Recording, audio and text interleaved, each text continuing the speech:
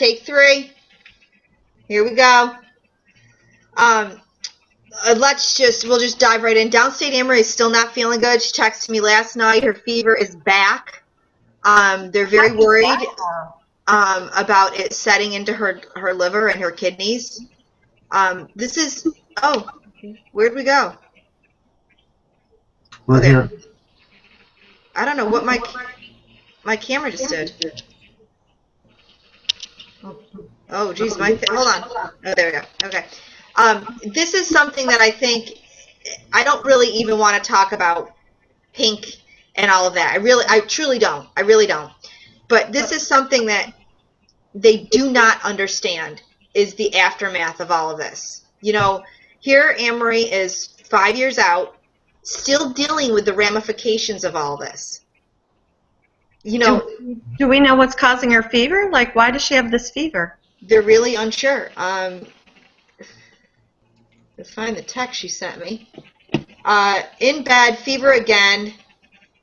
I mean, she's in bed with another fever, and she had that, you know, that infusion done to strengthen her bones. And they think that's what it was from. Oh, I got the same thing. You did?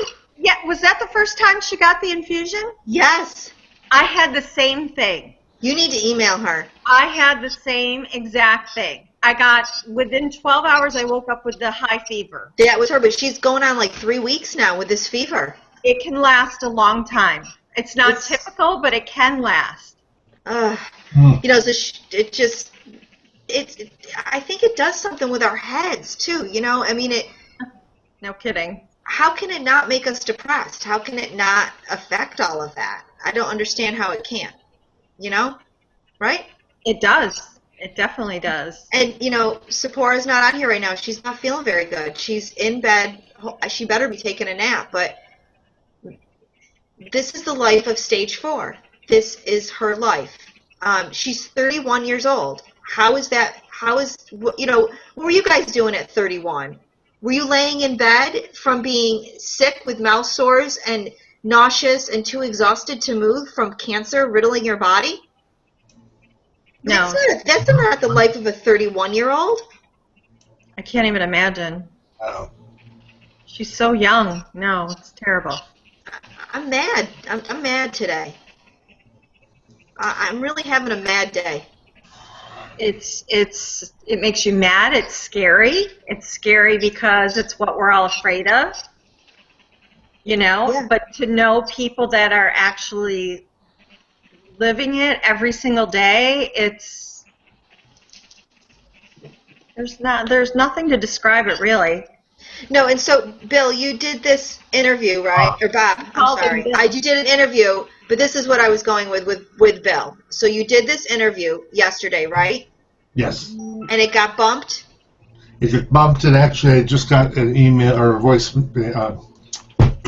text from the actually it was an email. Never mind. Chemo brain. I got an email from her, and it is airing today between 5:30 and 6. Okay, good. So it will be airing 5:30 to 5:45, and she wants me to let everyone know about it. Yeah, I mean, I definitely put it on. I want a link. I want to be able to put it on my page and everything. I just absolutely here this man lost his life and lost it. I mean, is that the way to say it? I mean, I don't know. And we get a story bumped. Why isn't that headliner? Well, where is it airing, Bob? It's airing on the local news station, WTNH, here in Connecticut, Channel 8. Jocelyn Mementa, who's the health reporter, she and I have been in touch over the years. So she did Bill. She did Bill in 2012. She did me in 2013. And she's, doing me this year, since Bill isn't here with us. So we talked about Bill. We talked about, the impact that it had on me. We talked about our documentary a little bit. It was a tough interview to do. It really was. And then we went over to my breast surgeon's office, and she talked about male breast cancer and what people should be looking out for, and she did an excellent job. So Good. She's very forceful, and you need to check. So I'm looking forward to seeing it tonight. So I'll get you that link as soon as I have it. Okay, good. I definitely want to be able to put that out. Yep, absolutely. And Nick will get a copy of it too, and he'll put it up. It must, the impact it had on you. It's not. I guess it's not really the impact it had on you. It's the impact it has on you. Still, yeah. I was practically in tears yesterday during the interview. How could you not be, right? I mean, for so many reasons. And we could go through them, but I mean, the fact that your buddy's not here. Yep. But the fact that you're here and he's not. Right. And the fact that next year, who knows what's going to happen? I mean, seriously. Yeah. Yeah. I mean, do any of us know? We all have scans, tests, all that great stuff, right? Yeah. And the more and more the time passes, and I'm coming up on my scan on October 31st, I'm getting more and more anxious about it. Scan anxiety. Scan anxiety, exactly. I'm assuming it's going to be okay, but you still have that anxiety. And then, I'm dealing with the survivor's guilt, and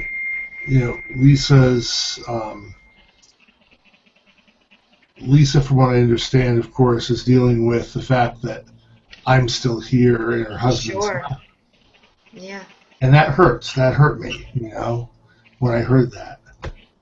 Nothing I can do about it. It's her deal, and I can't say I blame her.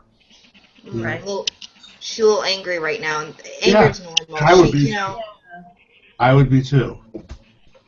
But she's angry at the cancer, and I know that. Yeah, and you know what? That sort of, and I don't mean to be using my 12-year-old as an example, but, we go through these emotions, and cancer's not in front of her. She has nothing to be angry at. Mm-hmm. There's nothing in front of her, so she has to be angry at something. Right. Do you know what I mean? And I can't, how can she not be angry at something? Her husband's gone and she has these 5 children. I mean, right. How dare cancer take those things from her? And, absolutely. I know.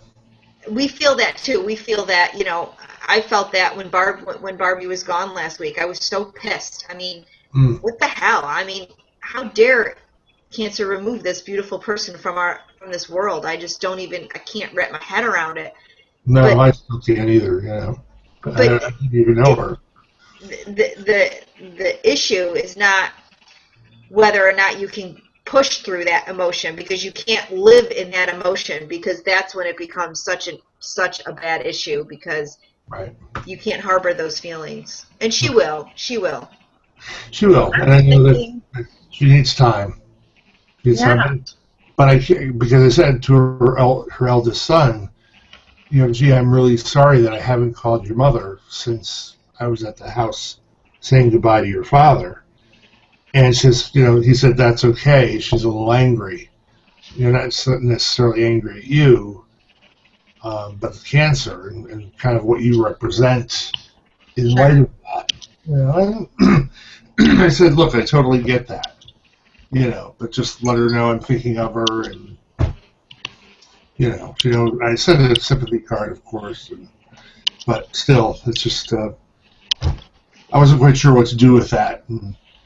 Yeah, and we're constant reminders, and it's just like with this whole month. Every time you turn around, there's a little reminder of what's going on and what we went through, and I think for us it's so different because people look at it, they do the whole celebration thing, but we look at it so differently because we see the loss that we can have. I'm sure you do. By the way, Joshua is online. Says to say hi to everyone. For some reason, he can't comment. That's Bill's eldest son. Oh, okay. I see 2 viewers there, and I don't know how to get him on there. If I think I can invite him to join. Yeah. I just think this conversation is so important. It is. For all. But yeah, so when Josh told me that yesterday, I was a little hurt, but I knew where it was coming from, and I understood that Lisa has to be mad at something. I mean, I know when my dad passed when I was age 10, I was so mad at God for taking my father, you know? So I get it, thoroughly get it. So, but, it is what it is. But I lost a friend too recently, Bob, that was stage 4, obviously, and she has a son, and I know it's very difficult for him to talk to me, and I was just thinking the other day that he probably really feels like, why not you? Why my mom? Right. Why couldn't have been? And I understand that. I mean, yeah, it's got to be hurtful for you. Yeah. But at the same time, you get it, Yeah. You get it. Well, anger is a difficult emotion. Yeah. We're never really allowed to be angry. You know what I mean? Like that's not an okay emotion. Everyone expects people to be happy. But when you're angry, it's almost like that people don't understand that emotion. Do you know what I mean? Like, well, why are they angry? What do they have to be angry about? And, she has a right to be angry, just like you have a right to be angry, too. And, Lisa, you have a right to be angry, and I have a right to be angry. We all have that right. It's what we deal with it, how we deal with it, that needs to be looked at. And I hope and pray that and I'm sure she is getting the help she needs, because this cancer's so ugly. It's just such an ugly beast, and it is. Now let me ask you. This is a real uplifting conversation. Well, let me change gears here just a little bit. How do you folks feel about the comment? You have to keep a positive attitude.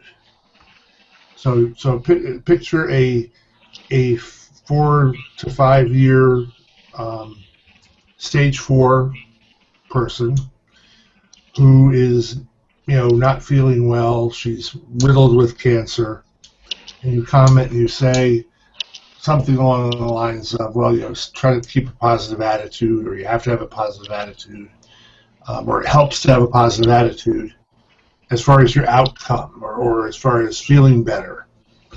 And she would just look at me and say, I don't have to have a positive attitude. She would always catch me on that, Or if anybody else said the same thing, she'd immediately stare at me I sort of wish Not Telling was here, because she actually is great about that. I don't think you always have to have a positive attitude. Absolutely not.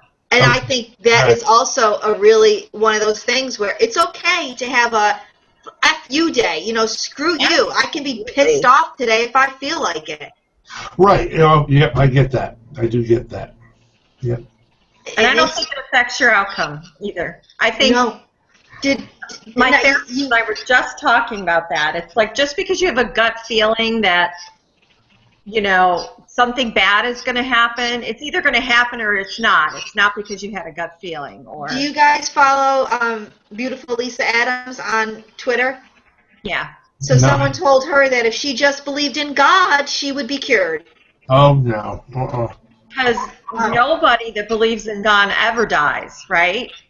Right, and there's not a nun or a priest or anyone of that nature that ever prayed and got cancer and died. I mean, guess what? Sometimes shit sucks, and you get cancer, and sometimes you just die from it. As shitty as that sounds, it happens.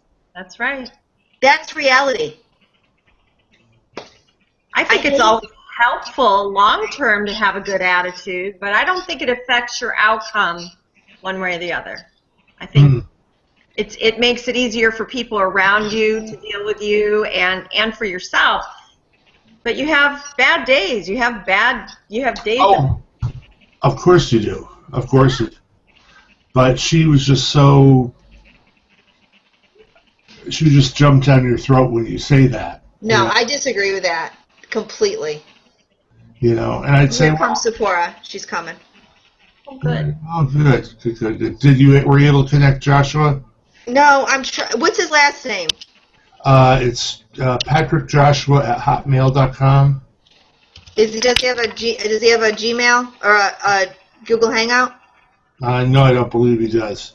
Oh, then you probably can't do it. Right. Joshua, sign up for Gmail. Google.com. Go to gmail.com. Yeah, if he goes to Google and does it through there, he can jump right in through the link. You should be listening. If you're listening, because he must be watching it on YouTube then. Yeah. And that's probably why he can't. Because I have everything unlocked so that you can ask questions and everything. And I've been watching the computer to make sure that people aren't asking. Oh, good. Maybe Batu will pop in. If we could only be so lucky. We could only be so.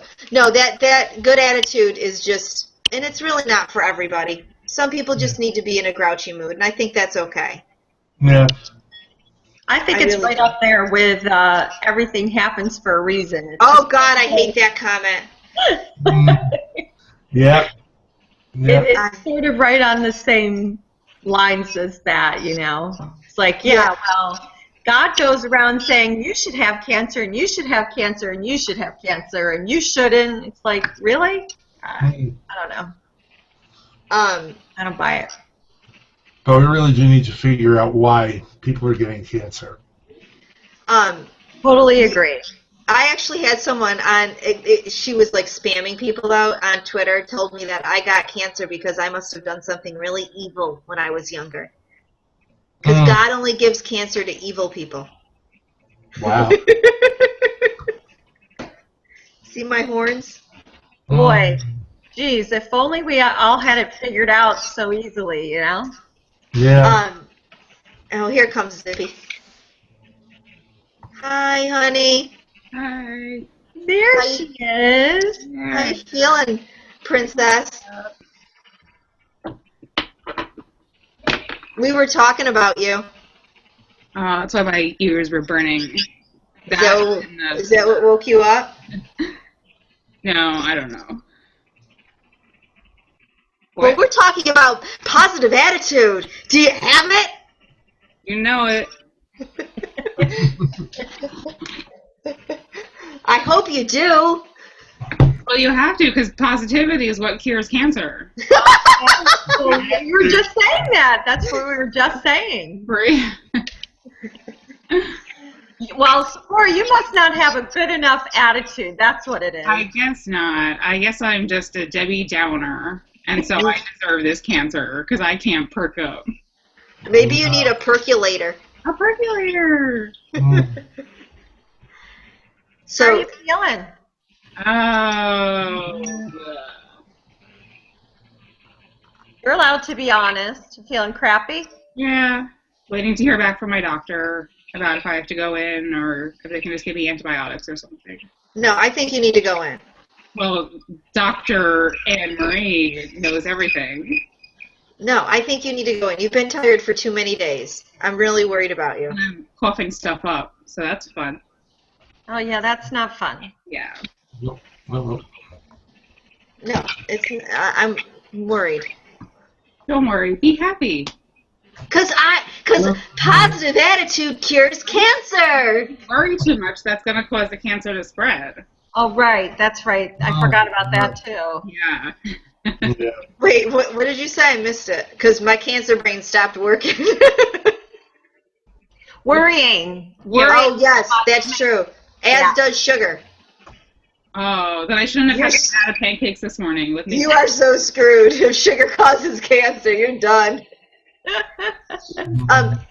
You know, I know we're supposed to be talking about other things, but I do want to talk about this for a second. You know, the other day I made a comment about how my brain will just shut off and just stops working. And so I was saying that the other day to a group of people that I was with, none of whom have cancer, and they were all like, oh my God, the same thing happens to me. I'm like, no, you don't understand. It literally stops working, and I never, ever get it back. And they insisted that it was the same exact thing. Don't you guys agree that it's completely different after you go through this? Like, it's not the same thing? Oh, absolutely. You know Sue's Happy Life on Twitter? She came over last night, and then I had breakfast with her this morning, and the two of us, I mean, trying to tell a story, like, forget it, because in the middle of something, and it would just, like, I'd lose my train of thought, and then you just can't get it back. Seporah, sometimes I wonder if people actually listen to our conversations, what they would think. Right? Is that a bird? Wait, what just happened? What was that? Where did that go? Bird brain. It's like we're on ADD. It's completely different. I don't get my conversation back. It's gone. Like there's nothing there. Well, people say, "Oh, it'll come to you in a minute," or if you think of something else, it'll come to you. I'm like, no, it won't. It's gone. No, it's gone forever. It's lost. Wait, what'd you say, Bob? It is. It's gone forever. Yeah, it's gone forever. We will never get it back, and it's very difficult to have that. We are trying. Patricia Singer. I gotta try to get this person. I thought we were demonstrating what we were talking about. You guys talk. I'm trying to get two people into the conversation. Do you get put into menopause with your chemo and stuff, or? I went into chemo pause during chemo in 2012, and then everyone was saying that if it didn't come back a year after my last chemo, that they kind of call it and say, like, that's it, I'm in menopause. So it didn't come back, and then, but before that, they put me on Lupron, which took the ovaries off. So for me, it kind of just kept them up. So yeah, I'm in menopause. Yeah, which complicates the brain thing. It just makes it even worse. It does. It adds the fogginess to it, and yeah. Yep. I know, Bob, you don't have the menopause, but you still take Moxifin. Which, affects you the same way, and it affects your memory and. Sure does. Yeah, I'll lose my train of thought. I'll lose a word. I'll be talking. I was talking to Tony about getting an appointment with my urologist, and I'm saying to him, I said, "Yeah, Tony, had this urgent, pee thing going on. I really should see my gynecologist." And he looked at me funny, and I looked at him. I said, "You know what I mean." You just came up with the wrong word. Same general area. So yeah, it's awful, or just the word's just not there. Yeah. Yeah, it's just not there. Like I'm like picking it out of the air. Like where did it go? And not even like big words, like just everyday things. Yeah. Like, I still can't. I wanted to get a water bottle with the little top that you pull up so you can just squeeze it, and I couldn't think of like what kind of bottle it was. Like a sports top? Yeah, like that kind of thing. And I couldn't think of it. I'm like picturing it. I'm actually picturing the word, but it's just not coming to me. And so like everyday things just don't come to me. No, but it's very difficult because people don't understand that really is an issue. Like it's a major, major issue. Yeah. Bad. Like, and I don't think it comes back. No. Well, it certainly hasn't for me. She's gonna go spit. She'll be back in a minute. I thought it was my phone, the doctor calling. It's not. Oh, it's her flip phone. She'll be back in an hour. But yeah, I'm pretty young. I did. Yeah. Before you have a flip phone? I do. Maybe that's what caused my cancer. It could be. It could be. I didn't even know they made those still. Well, they don't. Yeah, old I've had it for 7 years. Is that a flip phone? Ready? Oh my word! Oh my I gosh! have one of those. Oh my God! Is that the Raizer? No, I'm the Raizer. But this is anyone? This thing on? No. Okay. Anyone missed that joke? Is it a Motorola or something like that? It's I think that whatever type it is already like off. Oh, it's a Nokia. Nokia? I've had it for. So when you text, you have to go 111. No, we don't text. No, we do not text. I text and she writes K. I figured I text from my iPad now, though, so that's good. Yeah, otherwise I have to do like 111, 222. Yes. Oh my gosh. Or I just put smiley faces or sad faces. Hey, 7.5 years, and the original battery. So That is impressive. right? Thanks, Yeah. Matthew. Wait, now when did you get your cancer? I think that's the cause right there. Right? Yeah, I usually held it right. Don't put it in your bra. Bob, did you carry your phone in your bra? I heard No, that. no, I Isn't didn't. that a story from someone that said they carried it in their bra and that's where they had breast? So I was in the grocery store, right, and I had like a workout shirt on, and I had my phone right there, and this old woman came up to me, and she was like, "Honey, don't do that. That causes cancer." And she was so sweet. I didn't dare. Like normally, I would have been like, "Girl, I had cancer," like and I didn't say a word, but I wrote it on Facebook, and I was like, got inundated that day. People were like, "Do not put your phone in your bra." Like people like lost their mind. So I like pulled up one story about how yes, it does cause cancer, and then I pulled up another story that was no, it does not cause cancer. You can find a story for anything. Yes, You know. I'm sure it's not good for you. I'm not saying it's not, but come on, people. Yeah. It's a flip phone for crying out loud. How much ultra waves can it possibly send out? I mean, my stapler could do more damage. Challenge you to a duel.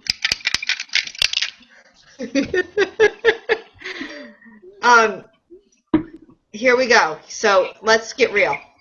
We are real. This is real. No. Oh. I'm very interested in the fact that Bob doesn't have feeling either in his chest. And neither do us gals. I'm sorry, That's right.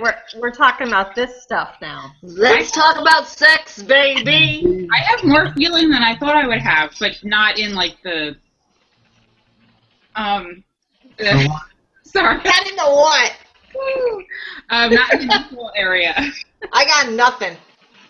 But I have because I had the flap baby, I have feeling like under I had the flap, I got nothing. Yeah, but you have more problems over there. Okay. Oh, wait, I have more problems? Okay, Stella. Okay. That's my wig. Oh, well, what's the boob? I forget. No, that's the boob. Yeah, Oh. my wig is Sheila. Oh, Sheila. Yeah. Who can keep up? She names her prosthesis, people. A lot of people do. Lisa, do you name your prosthesis? Hell no. Okay. Well, thanks for the help. Just saying. Just saying. Bob, do you name your prosthesis? I don't have a prosthesis. Do you want Stella? Because I don't wear her. I was given nipples though. Those little sticky nipples. You were? By some strange woman that belongs to a support group that I go to. Oh, Were they? Which ones were they? handing out nipples. I don't know. Don't say it like that. I'm very curious about prosthetic nipples. I don't know. Hang on. I'll go. Wait, Bob, you go get your nipples and I'll go get mine. Okay. And I'll meet you back here. Okay. I'll be back. I'll tell you on Talk to Seporah. Wait, Did you have double mastectomy? Yeah, What are you doing? I'm getting nipples too. You have them too? I'm just here by myself, talking to nobody. You're not alone, Lisa. Nipple run. I have no nipples. I don't either. Well, what are you getting? Well, I have nipples, but they're not the kind of nipples that would work. They don't work? I'm back. I beat you back. So I have a little kit that this woman gave me. It's too small for her. So wait, they're too small for her, but they're gonna fit you? No, they're not. That's why they're still here.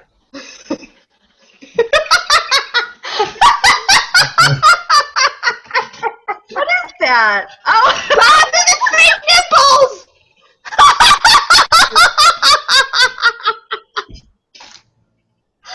No joke, Bob and I have the same nipples.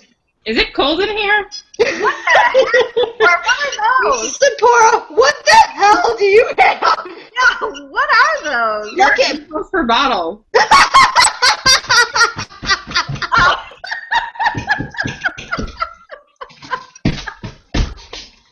Baby bottle nipples.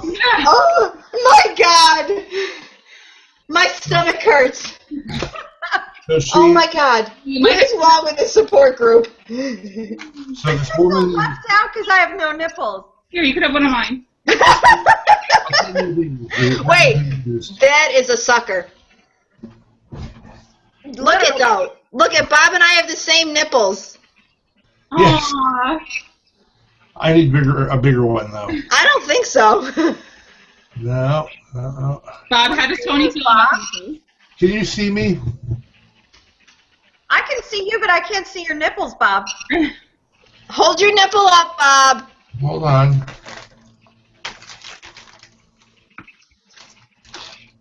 This actually could be a great episode for Cure Diva. We could be selling these. These are. This is the. AnneMarie, yours don't look like they have much sticky outness. They do. These are so sticky. No. I mean, they have a don't lot look of like there's this part, shooting at all. Oh no, they're very natural. but they're small, Yeah, they're not like Seporah. like mine. Bob, I'm telling you, we got the same damn nipple. AnneMarie, turn it to the side. It hardly sticks out at all. They're very natural looking. Let me show you. Yes, demonstrate. If you're talking about like actual, they're very natural. Look. Right. You can hardly tell. Then why wear them? Because it makes your boob look real. It makes your breast look real. When you stick it on, like, Yeah, like if you want to be intimate, it makes your breast look real. huh? I wouldn't know.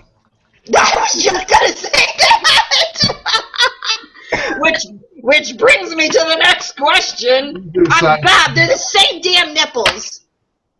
These are a size small. So are these small Minas. I need like extra large. You, You need Yeah, but men have small nipples, smaller nipples. what? What? Men have smaller nipples than women. Well, I have a small areola and I have, big headlights.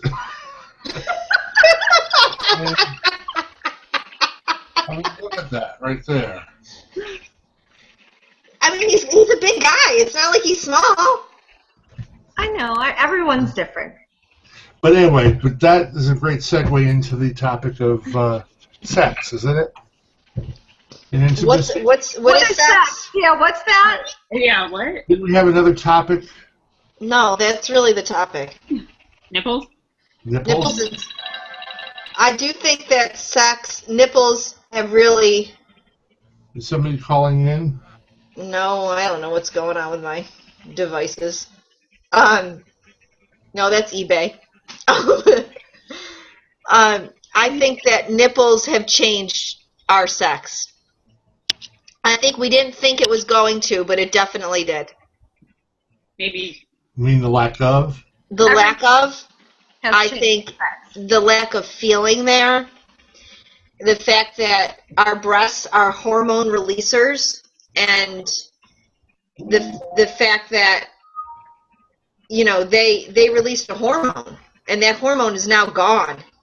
There's no hormone there, so I keep trying to get this person on, but anyways, I think that's a huge problem. You know what I mean? Bob, Do you? Bob, is your sex drive affected? Somewhat. I feel that if I were to meet somebody, I'd have a hard time getting past taking the shirt off and saying, surprise!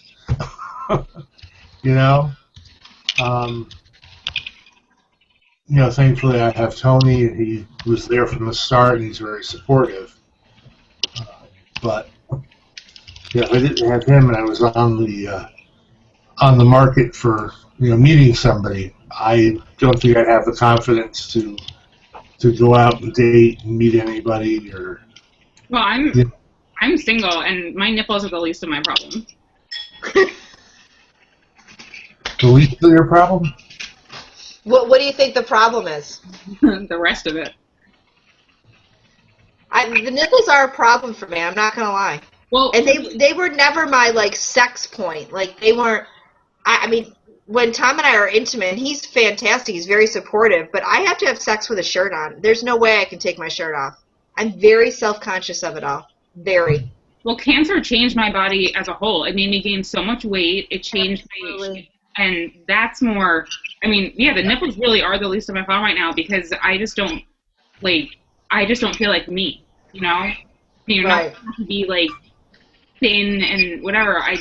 I'm an active person, and my body just doesn't reflect the way that, I feel, and it makes me very self-conscious. I wish it didn't, but it does.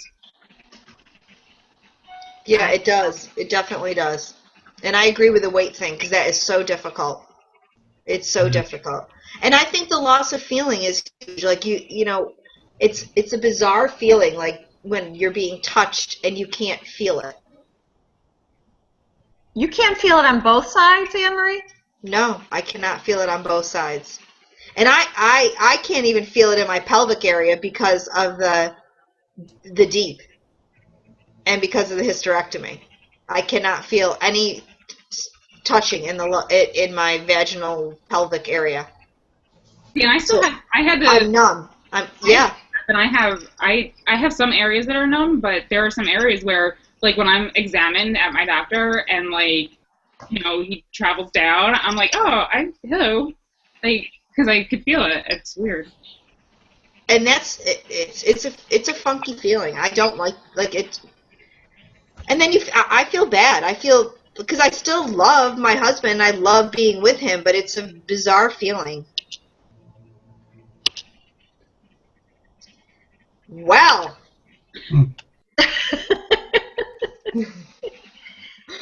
I'm interested in Bob because you really are interested in. Look at Lisa. He is a married man, happily, and may I point out, gay. Stop. So men tend to have a higher sex drive than women to begin with. That's true.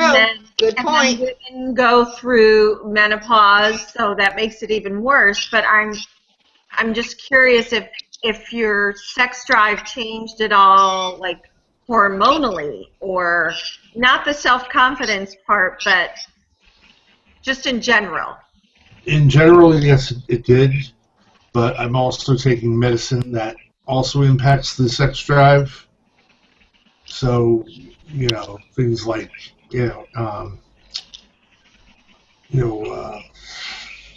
high blood pressure pills. Right. Things like that have impacted the sex drive as well. So, I'm not really sure how much is affected by that. And there's some days where I've got a little spunkiness, and then other days that I've just got more days than not that I'm just like whatever. And thankfully, Tony's pretty much in the same place because of medication, so we get along well in that regard. And that's hard because the medication does change everything. Yep. And Lisa, you are right because for women, there's the vaginal dryness. Men don't have that. It's not just vaginal dryness. Since we're laying it all out there, God. That's one problem I haven't seemed to have. Vaginal dryness? Yeah. The one problem I don't have. Wow. Right? Does it, Tony, for women it's vaginal dryness. Does it affect you having an erection? Just put it right out there, AnneMarie. Just put it right out there. If you're talking to me, which I'm assuming you are. Well, because we don't get erections. Yes, I do, on occasion, do get one. I can't believe we're having this conversation. It's being live and recorded, but it's subsiding. I think this will be our most popular one yet. Yeah. So many hits. This will go viral. Right. Hey, you know what? Yes. Sex. Does your doctor talk to you about sex after cancer? My No. doctor did. Well, shut up, because you're a hoe. My doctor did. So it's fair. Where's downstate AnneMarie? This is her topic. She does not feel good. She has a fever. She's back in bed. And this is her topic. I wanted to go back to Bob. You didn't even let me have my finish. I'm curious if the medication affects him having an erection. Yes. Yeah, see? So if it affects us having vaginal dryness, well, not Seporah, she's flowing like the river, but if it affects us having, if it affects that, then it's going to affect him. How can that not? And then we're, amputated on top and all this other stuff going on. It's no wonder that our, sexual nature is changed. Mm-hmm. And look at the four of us sitting here. We are not 90 and, in a nursing home, right? I mean, before we went on the air, Bob and Tony were practically making out on air, on camera, What? It was a. I missed it. I missed Yes. Damn. You had to hit my sound. I know, Lisa, it's great that your doctor does talk to you about sex, but most doctors do not. And I think what ends up happening is women walk away from this feeling very, very deprived, and they're confused because they can't figure out why all of a sudden they don't want to have sex at all. And I think their husbands or their significant others are at a loss. Like, what the hell just happened? 6 months ago we were sexually active and now we're not. I mean, Even worse, they feel alone. They feel like it's just them. yeah, and I think women, they feel like there's something wrong with them. I mean, I hope that in talking to my girlfriends, I realize I'm not alone and that there's not anything wrong with me, but I'm sure, Bob, you have felt that way, that there's something wrong with you. Well, shut up, Seporah, because I will smack you through that TV. My foot bone reflected. Absolutely. I'll smack you with my nipples. Don't think I won't. Mine are bigger. That's true. But absolutely, I feel wow, what happened, But I do want to mention that the American Cancer Society does have brochures, things, takeaways you can get where they talk about sex for men, even one for gay men about sex after cancer. So, anybody who's going through something, if you know somebody, you can stop at the local American Cancer Society. I know our cancer center has a desk, and they've got a stock of those brochures there. Well, and I know downstate AnneMarie, she is doing a great study about all of this and how we are all affected by it. It is a huge, huge issue, like bigger than just this little conversation right here. I mean, people have actually divorced over this. Like, it is that serious. Well, so for me, it's just really one more thing, one more fun thing that cancer brought to my life, Yeah. You're right, Lisa. You are so right about that. Thank you for taking that part too. Yeah. No, it's really, on top of feeling, like you said, the lack or just being self-conscious about the body changes and everything. It's just one more thing. Yeah, one more thing. And it's almost like the tip of the iceberg. It's almost like you get through, then you're like, oh, damn, what the hell just happened there? I thought that, I really didn't think that was going to be affected the way it was. Do you know what I mean? Oh, yeah. I mean, I had 4 kids. I'm pretty sure I know what I'm doing. You know what I mean? And I had sex after I had those 4 kids, so it's not like. Yeah. I mean, I don't want to go into detail. Please don't. Please don't. But Seporah, when you say your nipples are the least of your issues. Oh, she's got bottles of You shut up, nipples. AnneMarie. No, I mean, what you said, I know you said your body, my body totally changed. Totally changed. And I mean, for me, I think it's because it throws you into menopause and all the hormonal crap. Yeah. What's at the top of your list when you say it's the least of your worries? What's the most of your, like? Well, like in meeting someone and Yeah. but like the fact that I'm stage 4, you know, the fact that I've had to say, hey, so I have stage 4 cancer, and you know, I could, you know, I'm not gonna say it. What did I tell you the other day? Because I will beat your ass. No, I don't remember. I have chemo brain. You know, Right, so I'm sure that the stage 4, that brings a whole other. Well, and it like I said, like physically, I just don't feel like myself. So like when I go out, I just like I feel like I'm uncomfortable. And I'm usually good at being comfortable because just physically, my clothes don't fit like my style. Like all my clothes are hanging in my closet, and I can't wear them because they don't fit. So I just have to wear whatever fits and whatever's comfortable. And I feel like I look like I'm maybe like giving off the impression of like, don't come near me because I'm not interested just because of how I look, because I'm just not comfortable. And so yeah, it's like the nipples. Maybe if I wore my nipples, it would be better. And that's actually the part of cancer that pisses me off, because that to me makes me so angry that you're so young and that you deserve so much more than that. Like I feel like I'm gonna be, you know, I'm not gonna meet someone because not just physically, because they're, you know, I don't want to find someone that only wants me for my body, you know, but you know, someone to hear, oh, you have someone, you know, to hear that, you know, I have stage 4 cancer, like that's a really big turnoff for a lot of people. And, you know, and yeah, no one knows what's going to happen, you know, but it's just so, my brain is not working today. I don't know what I'm going to say. But yeah, it's like, there's just so many issues now. There are enough issues being young and single, and then having to throw cancer into the mix. It's just like, kind of like, I'm fine with my fish. It's just me and Walter for the rest of my life. But before you came on, Seporah, I was saying that I didn't know if you were going to come on because you weren't feeling good. Yeah. And that you were taking a nap. Whatever. Bite me. Okay? Feeling good, feeling crappy. I'm from the ghetto. I'll talk the way I want. Woohoo! Ghetto.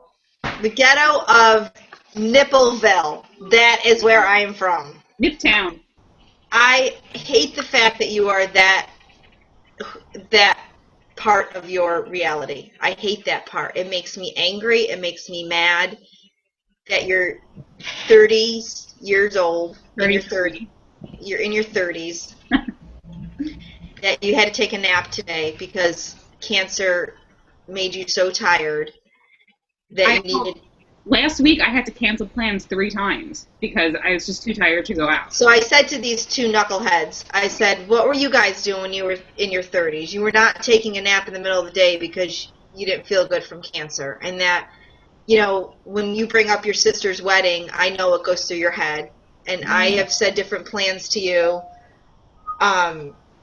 This person can't get in. I have said different plans to you about, you know, about come do this, come do that, and your response to me is always, I can't make that plans that far into the future. Yeah. I can't plan, like, an hour from now. And I hate that. Like, It makes me angry. It makes me angry to sit here with you 3 and have to have Bob. I can see such sadness in his eyes right now because I know that there's a lot more to the impact that Bill had on you, because I know it's not just an impact. I know there's a lot more in that head that isn't just about, you know, Lisa being upset and angry. It's about worry about your scans coming up. This is so much more. Oh, so much more. I mean, you know, I counted off at least 7 or 8 people that have passed in like the last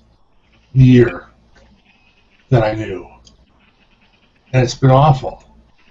I visited a hospice more than I care to think about. Yeah. And every time I turn around, I remember, oh, gee, I forgot this one.